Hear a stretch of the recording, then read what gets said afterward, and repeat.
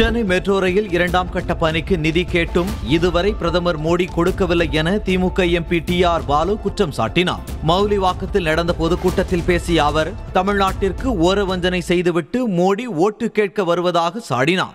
சென்னையில் இருக்கிற அத்தனை மக்களுக்கு 24 லட்சம் மக்களுக்கு 6,000 ரூபாய் குடும்பத்துக்கு கொடுத்தாரு.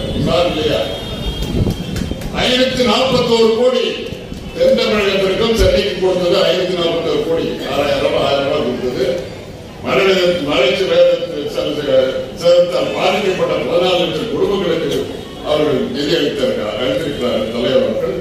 இப்படி 541 கோடி செலவு பண்ணாங்க. போன 1 ரூபாய் கூட மத்திய அரசு கொடுக்கல என்பதற்கு இதை விட ஏமாற்ற வேலை என்ன முடியும்?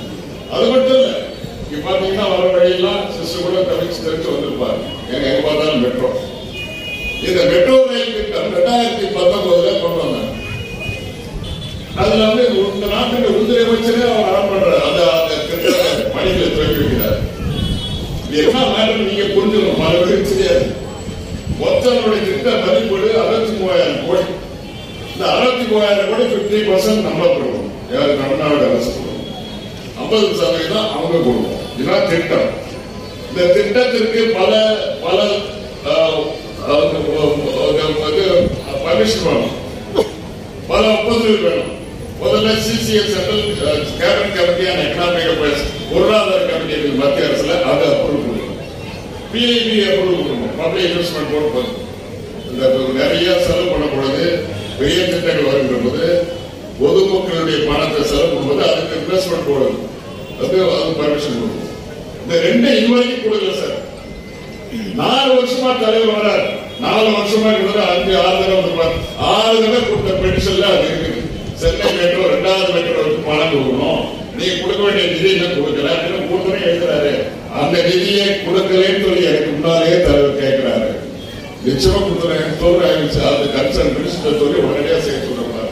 இதுவரைக்கும் வரல, 1 ரூபாய் கூட வரல. நல்லா புரிஞ்சுக்கிறது. ஓரணுங்கன்னே இல்லையா? ஒரு திட்டத்தை ஆரம்பிக்கிறீங்க, நீங்களே ஆரம்பிச்சு வைக்கிறீங்க. ஆரம்பிச்சு வச்சு அந்த திட்டம் நிறைவேறாமல் இருக்கட்டதுக்காக தமிழ்நாட்டில் தமிழ் மக்களுடைய தலைவராக இருக்கின்ற தலைவர் மீது குற்றச்சாட்டு வரப்பட்டு வேண்டுமென்றே செய்யுங்க. ஆனா அவர் நிறுத்தினார் அந்த திட்டத்தை. திட்டம் போய்கொண்டே இருக்கிறது. 3 வழித்தடங்கள் இன்றைக்கு வேகமாக செல்ல முடியாத நிலை. 30,000 கோடி போட்டு செல்லிட்டே இருக்காரு. ஆனா ஒட்டுமொத்த தேவை 63,000 கோடி. இது நடக்கல. இது 2வது ஓர வேண்டியது. என்ன சொல்ற கேட்டான்னு சொல்ற, ஜப்பான்ல இருந்து நிதி கேட்டிருக்கோம்.